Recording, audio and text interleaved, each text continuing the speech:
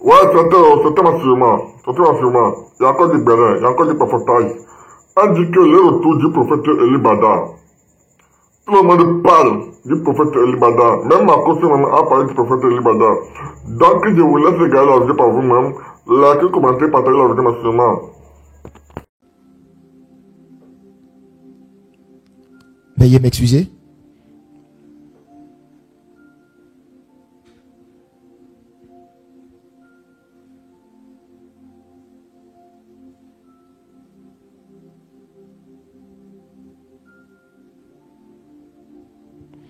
Ok.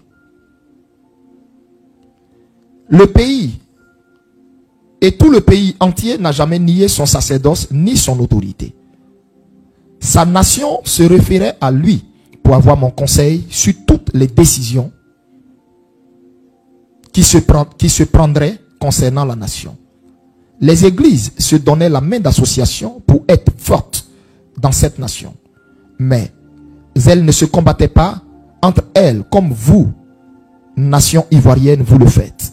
Elles ne luttaient pas à un leadership, mais tous étaient un et suivaient la cadence de ce réveil au point où le réveil a embrasé toute la nation et plusieurs puissants ministères et ministres de Dieu sont sortis de ce réveil. Leur ministère grandit et continue de croître sans cesse jusqu'à ce jour. Mais toi, Côte d'Ivoire, qu'as-tu fait de ton premier réveil? Si ce n'était de combattre celui par qui j'avais allumé le feu de ce réveil. Qu'as-tu fait si ce n'est de délaisser sa veuve et ses enfants? Quelle est cette nation qui ne sait pas honorer ses pères? Quelle est cette nation qui tue ses prophètes, humilie et bafoue ses prophètes, fait la part belle aux féticheurs sur les plateaux de télé? Du vivant de mon serviteur, plusieurs se sont fait appeler prophètes des nations et père de cette nation. Même ses fils spirituels de son vivant se sont fait appeler prophètes des nations. Ils ne l'ont point honoré comme père, mais se sont vus son égal à cause de sa trop grande humilité. Ils l'ont humilié et rabaissé sans cesse de son vivant. Eh bien, où sont-ils maintenant? Que sont-ils devenus? Que sont devenus leurs ministères? Pourquoi ne prophétisent-ils pas sur la nation qu'on voit leurs œuvres? Je suis l'Éternel qui venge le sang de mes serviteurs, les prophètes, et celui qui venge le sang et les larmes de mon serviteur Kakou Sévérin sur ses fils, sur cette nation, sur le président qu'il devait consacrer et dont il devait dédier le pouvoir à mon trône. Je suis celui qui juge les institutions qui n'ont pas cru en lui et au fait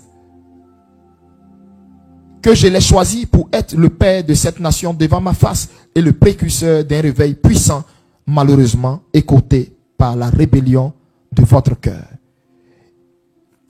N'y avait-il pas de prophète dans cette nation pour qu'on aille chercher un prophète hors de ce pays pour venir bénir ce qu'il n'a pas contribué à bâtir? Ce sont tous ces méfaits et travers qui ont favorisé l'invasion des puissances étrangères et ténébreuses sur cette nation. De son vivant, mon serviteur avait bâti un hôtel de protection en faveur de la Côte d'Ivoire pour qu'elle ne succombe pas, car je lui avais fait voir l'avenir de cette nation. Pourquoi le 24 décembre 1999, lors du premier coup d'État qu'a subi cette nation, il n'eut ni sang versé, ni vie humaine emportée? Parce que mon serviteur vivait et je l'avais averti de ce coup d'État et il avait prié, jeûné pour cela devant ma face. Pourquoi en 2010, sous la présidence de M. Gbagbo, malgré vos multitudes efflopées de prophètes dans vos palais qui ont jeûné, prié pour votre pouvoir, vous avez perdu ce pouvoir? N'est-ce pas? Ce n'est pas la multitude qui sauve le roi, mais un homme dont le cœur est pur devant moi. Église ivoirienne, repentez-vous. Et vos leaders religieux, vous et vos leaders, autant pour moi, désolé, Église ivoirienne, repentez-vous. Vous et vos leaders religieux, repentez-vous. Si vous voulez voir ma gloire et mon intervention dans ce pays, repentez-vous. Revenez à moi et je reviendrai à vous. Repentez-vous si vous voulez voir le prochain réveil qui arrive. Ce réveil est beau. Ce réveil est fort. Ce réveil est puissant. Et plus glorieux que le premier que vous avez connu au temps de mon prophète Kakou Sévérin. Repentez-vous, sanctifiez-vous, revenez sincèrement de tout votre cœur à moi et je reviendrai à vous, car il est l'heure pour moi de faire mon entrée dans votre pays comme je l'ai fait à Jérusalem. Parole du Seigneur. Voici ainsi le message que j'avais reçu de la part du Seigneur la nuit du 1er au 2, la nuit du samedi à dimanche, de 3h à 5h du matin. Et donc, le Seigneur, par la suite, va approfondir ce message. Sur les réseaux sociaux, c'est juste le message tel que je l'avais reçu, que j'ai donné. Mais l'approfondissement que le Seigneur avait donné, je priais pour savoir s'il voulait que j'en parle ou que je le donne. Il m'en a donné la conviction. C'est pourquoi j'en parle aujourd'hui. Alors,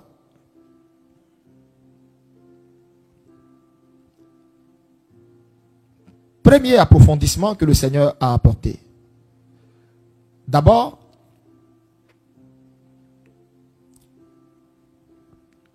ce que vous venez d'entendre, c'est un cri de cœur. Ça veut dire, pendant toutes ces années, nous étions en train de prier pour la délivrance de la Côte d'Ivoire. Nous étions en train de jeûner pour la délivrance de la Côte d'Ivoire. Le ciel semblait fermé sur nos têtes. Dieu nous a évité le chaos dans ce pays. Le chaos, la guerre civile dans ce pays. Dieu nous a évité tout ça. Rien que à cause de son amour, de sa miséricorde. Mais pas parce que Dieu agréait l'Église en Côte d'Ivoire. Parce que Dieu estime que l'Église s'est rendue coupable devant lui d'un grand péché. Dieu dit qu'il nous a suscité en Côte d'Ivoire son envoyé, le prophète Kakou Sévérin. Cet homme était de Dieu. Dieu dit que c'est lui qui l'avait suscité. Mais cet homme a été blasphémé, et autant pour moi, a été blâmé, a été marginalisé presque dans son pays. Le Seigneur dit, cet homme a porté devant lui des prix forts, dans des pleurs, dans des jeûnes à répétition, à n'en point finir, pour la Côte d'Ivoire. Malheureusement, il s'en est allé trop tôt. Le Seigneur dit, de son vivant, l'Église ne lui a pas donné la main d'association, mais l'a persécuté. L'Église n'a pas reconnu l'Éternel à travers lui, mais l'Éternel a entendu tout ce qui était dit le concernant et toutes les souffrances qu'il endurait pour l'Église. Et le Seigneur dit, il a rappelé son serviteur à lui. Mais il avait fait voir à son serviteur tout ce qui allait se passer. Souvenez-vous d'une prophétie qu'il a donnée devenue célèbre, où il dit Côte d'Ivoire, il arrivera des événements, il arrivera des choses dans ton histoire qui seront des événements marquants. On dira du jamais vu. Ce pays que Dieu a choisi, ce pays sur lequel Dieu a mis sa main. Et on constate que dans la prophétie, le prophète n'est pas allé au bout de ces événements marquants à travers lesquels on dira du jamais vu. Mais c'est tout ça que nous sommes en train de vivre. Et le Seigneur disait qu'il lui avait fait voir tout ce qui allait se passer. La rébellion armée qui allait frapper notre pays en 2002. Avant qu'il ne meure, le Seigneur lui avait montré tout ça. Et il a versé des larmes. Il a versé des larmes. Quand vous écoutez la prédication de son prophète, le prophète Kakou Sévérin, sur Gethsémani, En fait, Gethsemane est un cri de cœur. Et quand vous réécoutez le message, on a comme l'impression que le message vit, le message respire. Le cœur, le message, c'est comme si le message vit. Et le Seigneur dit, parce qu'il lui avait fait voir tout ce qui se passe et tout ce qui se passerait à long terme concernant le pays. Et il avait versé des larmes devant le Seigneur. Et le Seigneur dit, il a rappelé cet homme à lui, mais sa veuve, où est-elle? Où est-elle? Pourquoi n'est-elle pas dans son pays? Qu'est-ce qui s'est passé pour qu'elle aille s'exiler en Europe, loin de son pays? Et qu'elle fasse juste la navette de temps à autre. Où sont les enfants de son serviteur? Où est l'héritage spirituel qu'il a laissé? Et pendant que le Seigneur me parlait, j'entendais le Seigneur, c'est comme si les larmes du Seigneur, du moins l'amertume du Seigneur, j'entendais tout, et le Seigneur me faisait ressentir son amertume. Et j'étais là, et mon cœur avait mal, et je pleurais. Et en même temps, pendant que je pleurais, j'ai dit, mais pourquoi j'arrive pas à retenir mes larmes? Le Seigneur me disait, c'est l'amertume que je sens là, que je suis en train de te faire sentir. Où est passée la veuve de mon serviteur? Où sont ses enfants? Il m'a dit, tu vois, Élie, tous ces ministères florissants, tu vois en Côte d'Ivoire, tous ceux, tu vois, qui aujourd'hui ont les ministères qui brillent, vont partout pour des programmes, sont tous nés de Kakou Sévérin. D'une manière ou d'une autre, même s'ils n'ont pas été ses fils directs, ils ont été influencés par son message, par l'onction que j'ai déposée sur la vie de cet homme. Mais, qui se soucie de sa veuve, de ses orphelins?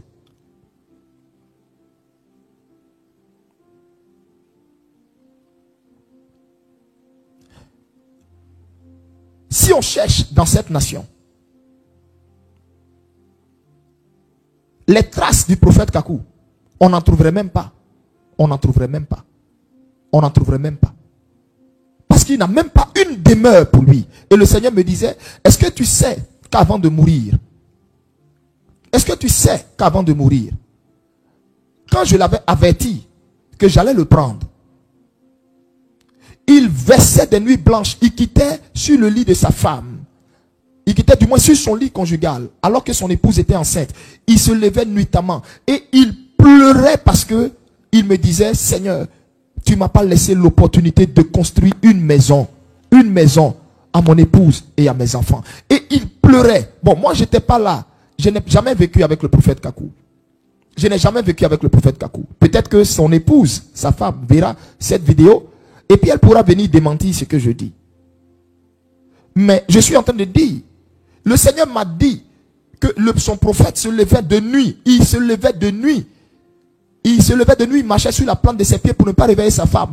Et il pleurait pour dire, mais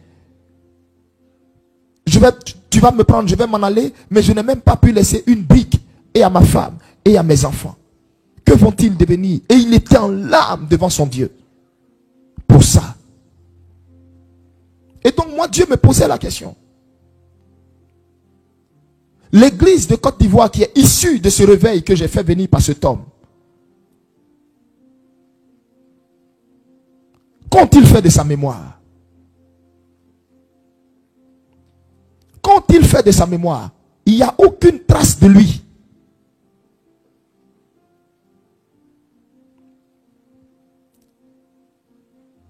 Où est sa veuve? Où sont ses orphelins?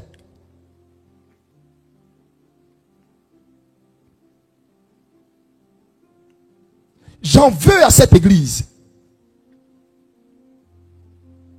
Parce que cette église ne s'est pas arrêtée là. Cette église, non seulement l'a persécuté, n'a pas reconnu son ministère, ne l'a pas reconnu comme père établi sur cette nation, malgré son jeune âge. Mais Cette église a tout fait pour chercher à le boycotter. Et pire encore, cette église s'est donné la main d'association pour le retirer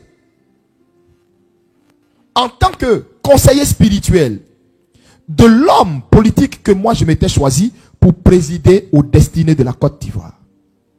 J'ai dit, mais Seigneur, comment ça? Il me dit, Élie, tu m'as posé des questions, non? Laisse-moi te parler maintenant. Je vais t'expliquer pourquoi certaines choses tardent. Et il me dit, tu vois, c'est à moi le Seigneur dit ça. Qu'est-ce que vous pensez du président Laurent Gbagbo? J'ai dit, bon, Seigneur, moi je ne suis pas politicien, donc je ne pense rien de lui. Je n'ai jamais voté dans ma vie, donc, et je ne le ferai jamais. Donc, je ne pense rien de lui, je ne sais pas. Il me dit, Élie, réponds à la question. Qu'est-ce que vous pensez du président Gbagbo? J'ai dit, bon, c'est un homme politique qui a été aimé par sa population et qui est toujours aimé par sa population et tout. Et le Seigneur me dit, l'église a fait pire. Parce que c'est l'église qui a induit cet homme en erreur. Je suis en train de vous parler du cœur de Dieu. Peut-être que, après le message du Seigneur que je donne,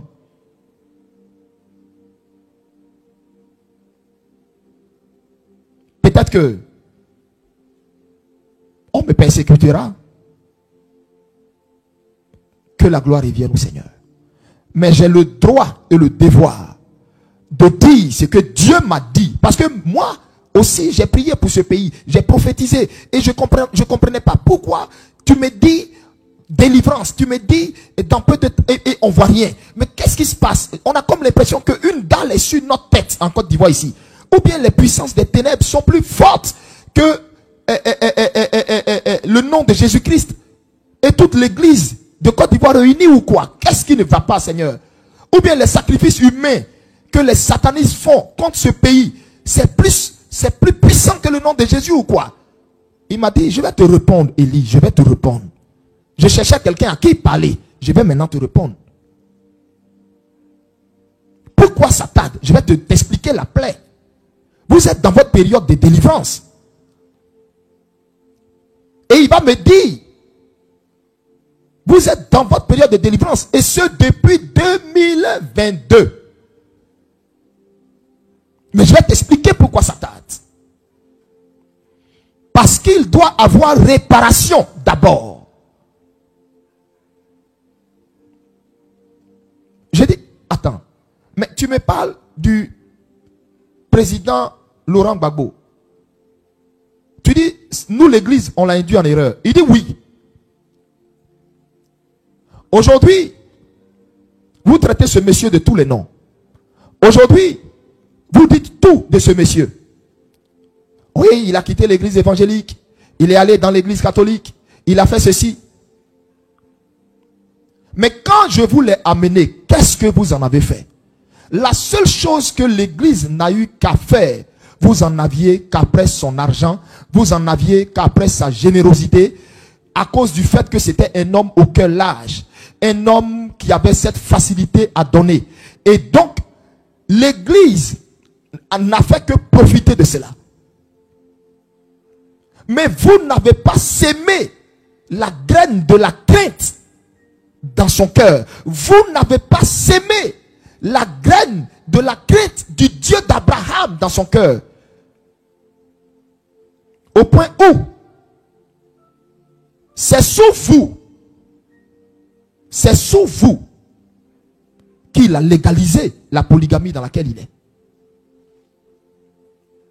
C'est sous vous.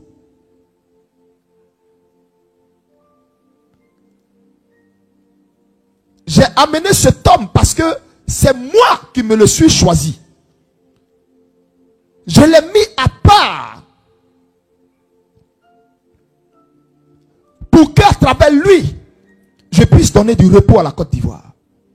Et vous, Église, je vous ai confié cet homme pour que vous puissiez lui transmettre mes valeurs, ma crainte, ma vie. Mais au lieu de ça,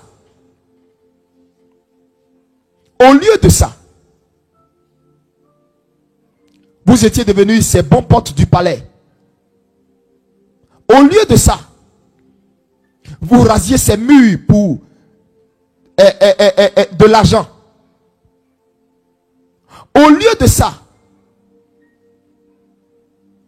certains parmi vous ont construit des big church. Au lieu de ça,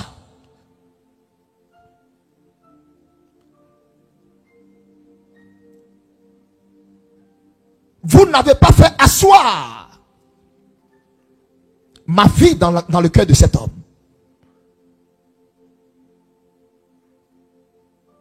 Et tout ça, vous, Église, vous avez conspiré pour éloigner de lui mon prophète Kakou Sévérin. Vous avez conspiré pour éloigner mon prophète de lui. Parce que vous saviez que mon prophète ne marcherait pas dans la corruption dans laquelle vous marchez. Vous saviez que mon prophète allait lui dire la pensée véritable du Seigneur par rapport à son règne. Alors, qu'est-ce que vous avez fait? Vous avez torpillé, écarté, éloigné mon prophète de lui.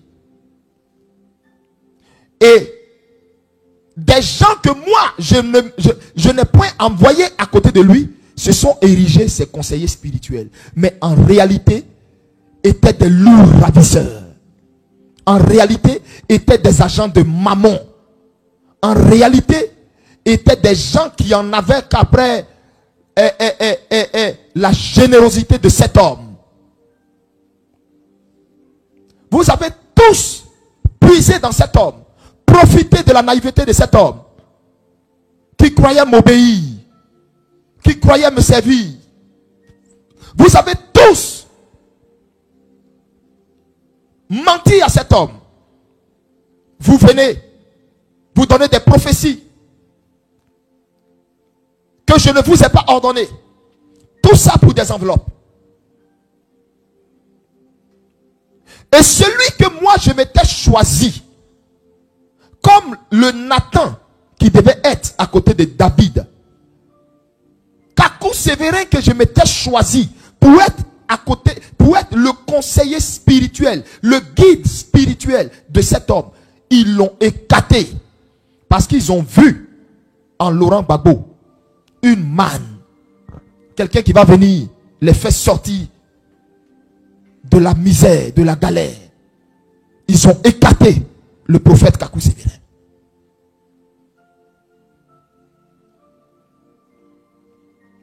Et ils ont mis la familiarité, l'église a mis la familiarité entre elle et cet homme, le président que j'avais choisi pour conduire la Côte d'Ivoire.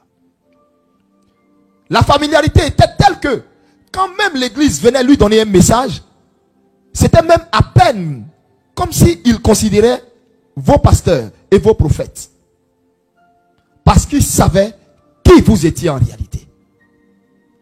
C'est vous qui l'avez induit en erreur. Et aujourd'hui, vous la même église, vous le blâmez. Vous la même église, vous trouvez qu'il est allé chez les catholiques. Vous la même église, vous le blâmez. Vous le blâmez. Et vous pensez que je le blâme moi? Je n'approuve pas ces voies. Les voies dans lesquelles il marche, je ne les approuve pas. Mais je ne le blâme pas. Parce que c'est vous qui êtes la conséquence de ce qu'il est et de ce qu'il fait. C'est vous qui en êtes l'auteur. Vous, église, qui avez tué mon serviteur Kakou Sévérin. Vous, église, qui avez éloigné Kakou Sévérin de cet homme. Vous, église, qui êtes allé chercher un autre pasteur pour venir bénir le règne et le fauteuil de cet homme, Alors que j'avais établi sur vous un prophète des nations, le prophète Kakou Sévérin. Mais vous l'avez humilié au point où vous êtes allé chercher notre homme de Dieu étranger pour venir faire la dédicace du pouvoir de cet homme. Où s'en est aujourd'hui? Où s'en est aujourd'hui? Je l'ai sauvé des griffes, je l'ai sauvé des griffes, des bombes, des griffes de la mort. Parce qu'en réalité, il n'était qu'un bébé spirituel qui n'aspirait qu'à faire la volonté de Dieu. Mais malheureusement, était tombé sur des enchanteurs, des loups déguisés en agneaux, sur des agents de mammon déguisés en prophètes, qui arpentaient ses palais.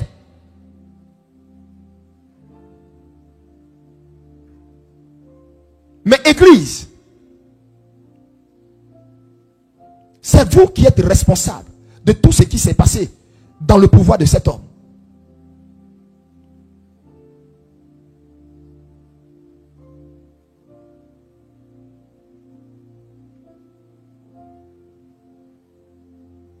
C'est vous qui êtes responsable de tout ce qui s'est passé. Et donc, ici, vous devez retenir que le Seigneur m'a dit que sa grâce est toujours sur le président Gbagbo. Sa grâce est toujours sur le président Gbagbo. Mais, quoi qu'il n'approuve pas ses voies, je répète, quoi qu'il n'approuve pas ses voies, je le répète, quoi qu'il n'approuve pas ses voies, mais sa main et sa grâce est toujours sur lui.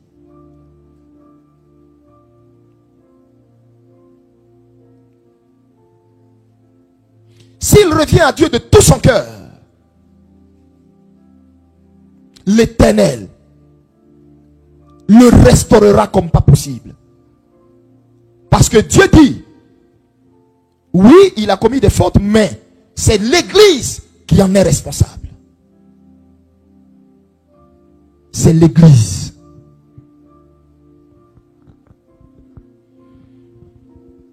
Et par la suite, le Seigneur va me dire, c'est la raison pour laquelle votre délivrance tarde. Parce que j'en veux à l'Église de cette nation. À mes yeux, il n'y a pas d'Église dans votre nation. Que des gens divisés, des gens prêchant pour leur propre chapelle, des gens utilisant tous voies et moyens pour pouvoir s'en sortir dans le ministère. Au point où certains ont recours à des feux étrangers. Au point où certains, dont vous voyez la foule, la masse, le peuple du monde chez eux. Je n'en suis pas l'auteur. C'est des démons, des esprits échangés avec lesquels ils travaillent. L'Église a été affaiblie dans cette nation à telle enseigne que il y a eu une invasion, une éruption de démons en Côte d'Ivoire. Parce que l'Église qui est censée être la sentinelle, l'Église qui est censée veiller devant le Seigneur, l'Église s'est compromise. L'Église s'est compromise à cause de personnes qui, par amour d'argent, n'ont pas fait ce que Dieu attendait d'eux. Ils ont conspiré pour écarter le prophète Kakou. Ils ont conspiré. Et Dieu a rappelé son serviteur. Et Dieu les a livrés à la honte. Ils ont prédit partout à l'ancien chef d'État que des anges descendraient pour venir combattre pour toi. Dieu descendrait pour venir faire ceci. Qu'est-ce qui s'est passé de tout ça? Zéro. Parce que l'Esprit de Dieu en veut à l'Église.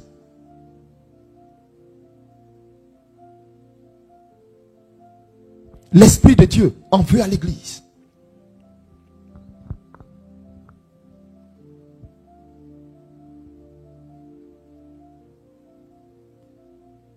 Les grands programmes éclatés que le prophète Kakou Sévérin organisait en faveur de la Côte d'Ivoire, un peu partout, au Champrou, au palais des sports, un peu partout.